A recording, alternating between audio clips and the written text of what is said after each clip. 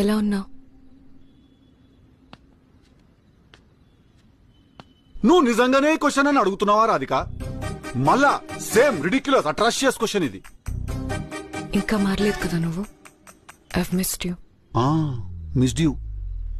నన్ను మిస్ చేసినావా? నన్ను టార్చర్ చేసుడు మిస్ చేసినావా? నిన్నే మిస్ చేశాను.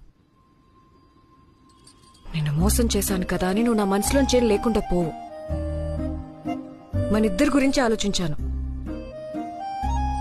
మన ఇద్దరు స్టోరీ వేరేలా ఉంటే బాగుండేదేమో అని అనుకోని రోజు లేదు. అవ్వా కూడా నింటే ఏమనుకుంటాడు తెలుసా? పాపం ఈ పిల్లగాడు వాళ్ళ ఇంటర్ కాస్ట్ ఇష్యూస్ వల్ల వాళ్ళ తల్లిదండ్రులు ఒప్పుకోకపోతే వాళ్ళు పాపం ఇట్లా విడిపోయిన అమర ప్రేమికులు అనుకుంటాడు వాళ్ళు. లేదు నీకేమైనా మెమరీ లాస్ ప్రాబ్లం ఉన్నదా? మనమేం అనివార్య కారణాల వల్ల విడిపోలేదు మనం. ఓకే, మనం నువ్వు చేసిన అన్యాయం వల్ల విడిపోయినాము, అది గుర్తు పెట్టుకో. ఓ ఆ స్టోరీ బాగుంటే లైఫ్